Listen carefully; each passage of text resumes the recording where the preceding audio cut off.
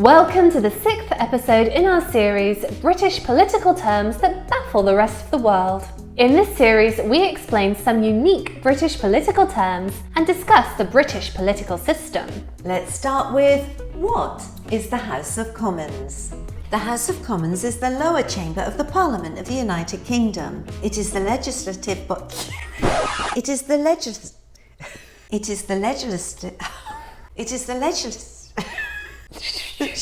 What's happening? Oh God, give me strength. It is the legislative body of the United Kingdom.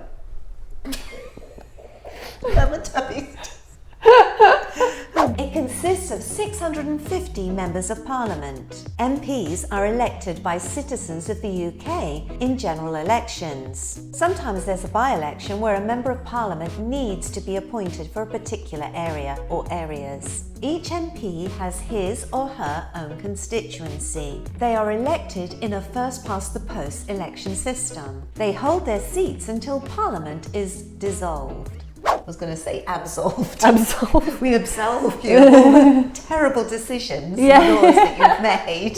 The House of Commons is responsible for making laws, scrutinising the work of the government, and debating issues of national importance. Members of Parliament represent constituencies, which are geographic areas within the UK, and they are responsible for advocating for the interests of their constituents in Parliament. The House of Commons meets in the Palace of Westminster in London and is presided over by the Speaker of the House of Commons. The government, led by the Prime Minister, sits on the government benches on one side of the chamber, while the opposition parties sit on the other side. The House of Commons is an important institution in the UK system of government. Its decisions have a significant impact on the lives of the people of the United Kingdom. The next question is, what is the House of Lords? The House of Lords is the upper house of the Parliament of the United Kingdom. It is one of the two chambers that make up the British Parliament alongside the House of Commons. The House of Lords has a long history dating back to the 14th century and originally consisted mainly of aristocrats.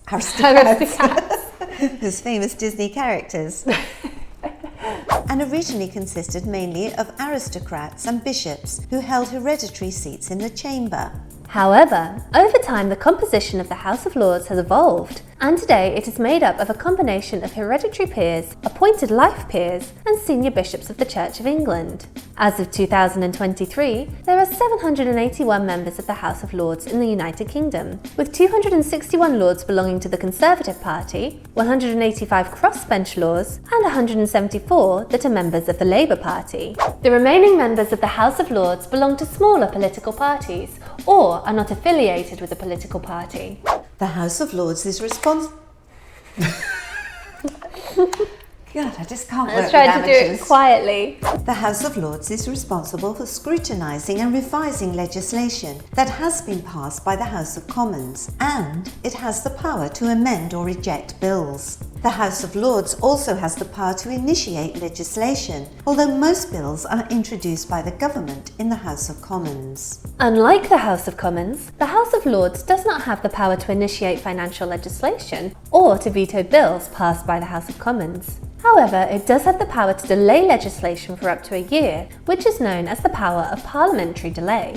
The House of Lords is still relevant today, despite its history and in spite of the debate about its composition and role. It provides a forum for debate and discussion on important issues. It also ensures that important legislation is scrutinised and revised before it becomes law. One of the key functions of the House of Lords is to provide a check on the power of government in the House of Commons. It also ensures that legislation is carefully considered and reflects a wide range of perspectives and views. The House of Lords also has an important role on providing expertise and advice on a number of different issues. The next question is, what is Hansard? Hansard? Hansard! You have to say it like that. Yes, it's ever so posh, isn't it? Hansard.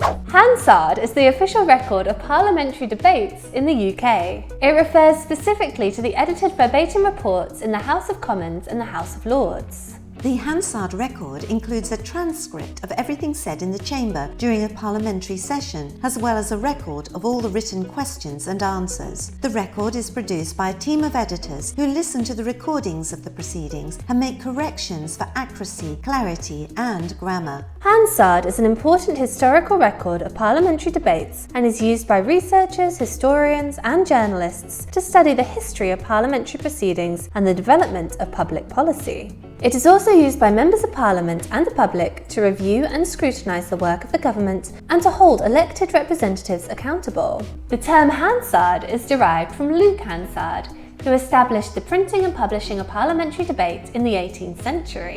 The next question is, what is the Woolsack? The Woolsack is the seat of the Lord Speaker in the House of Lords, the upper house of the Parliament of the United Kingdom. Before 2006, it was the seat of the Lord Chancellor. In the 14th century, King Edward III said that his Lord Chancellor, whilst in council, should sit on a bale of wool, now known as the Woolsack, in order to symbolise the central nature and great importance of the wool trade to the economy of England in the Middle Ages. In 1938, it was discovered that the Woolsack was, in fact, stuffed with horsehair. When it was remade, it was restuffed with wool from all over the British Commonwealth as a symbol of unity. If you have a question for us about British politics, or if you have a British political term that you would like to find, why not let us know in the comment section below? We might even give you a shout out. If you enjoyed this video, please give it a like and subscribe to us on YouTube.